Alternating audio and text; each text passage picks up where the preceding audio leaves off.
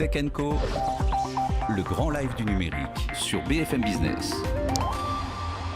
Michel Leclerc, vous êtes associé et fondateur chez Parallèle Avocat. Bonsoir. Bonsoir. Merci d'être avec nous. On va parler de fake news. La loi peut-elle être efficace lors des européennes ? Nous sommes en pleine campagne pour les élections européennes. Évidemment, le sujet des fake news est essentiel. Alors, l'ensemble des candidats essaient d'y faire attention. Le droit n'est pas neutre avec le nouveau dispositif juridique. Est-ce que vous pouvez nous donner quelques précisions autour de tout ce qui est en train de se mettre en place ? C'est un sujet fondamental parce que ça pose la question de la démocratie à l'heure du numérique.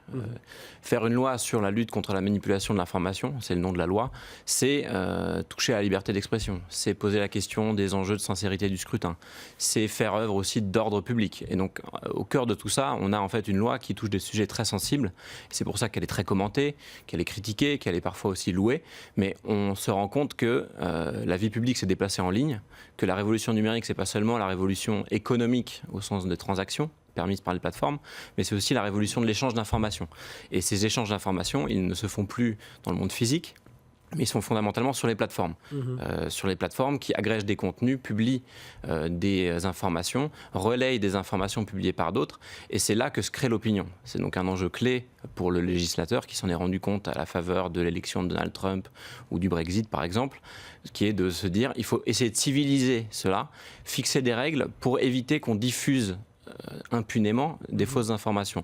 Et là, on cible les plateformes. Là, on cible les plateformes. Facebook et tout ça. Alors, qu'ils nous disent qu'ils mettent en place des dispositifs, mais c'est vrai qu'une loi, au moins, ça affiche plus clairement les choses. Une loi, c'est très français. Une loi, ça peut être efficace si c'est applicable et si c'est appliqué. Aujourd'hui, on est dans la période de test, parce que ces élections européennes sont les premières élections suite à l'entrée en vigueur du texte en décembre, où on teste le dispositif, on est en plein dedans.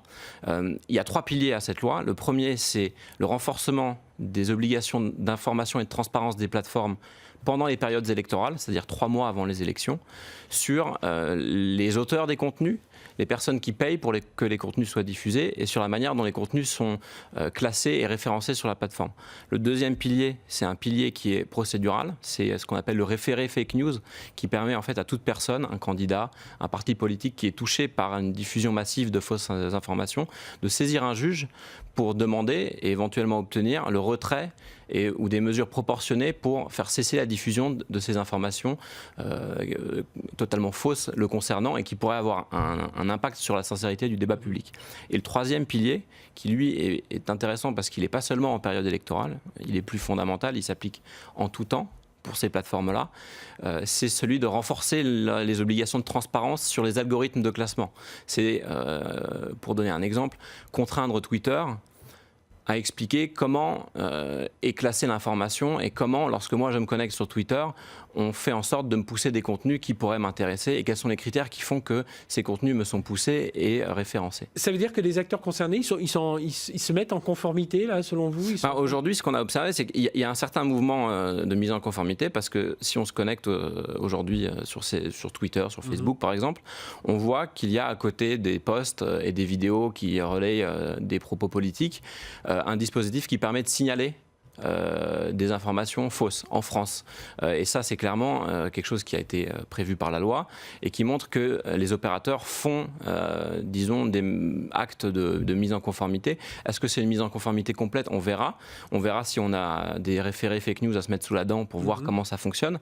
Mais ce qui est certain, c'est qu'il y a des épisodes un petit peu cocasses qui se sont passés. Par exemple, lorsqu'on a vu, il y a quelques semaines, Twitter bloquer une campagne du gouvernement qui visait à appeler tous les citoyens à voter, quel que soit le parti politique, et que cette campagne a été bloquée parce que Twitter a considéré qu'il prenait un risque en diffusant cette campagne au regard de la loi fake news qui était faite par le même gouvernement qui diffusait ces informations. Donc c'est un exemple type d'instauration d'un rapport de force aussi entre ces plateformes qui ont un pouvoir très fort et les gouvernements qui essaient de les contraindre, parce qu'il faut dire aussi, et je termine là-dessus, ce qui est très intéressant, c'est que c'est une loi très française, la loi. C'est ce que j'allais vous demander. Là, on parle des élections européennes, mais est-ce qu'on reste en France avec cette loi de fake news ou qu'on va réussir, un peu comme le RGPD, Aujourd'hui, on est en France. Malheureusement, sans doute, il faut le dire, parce que le numérique ignore les frontières. L'échelon européen, en ce qui nous concerne, est sans aucun doute le plus pertinent. On n'a pas de loi fake news à l'échelle européenne. On a un code des bonnes conduites et de lutte contre la désinformation en ligne qui a été été signés par Facebook, par Twitter, et qui écrivent des rapports régulièrement sur la manière dont ils entendent lutter contre les faux comptes et les diffusions d'informations calomnieuses. Mais avoir une loi française, c'est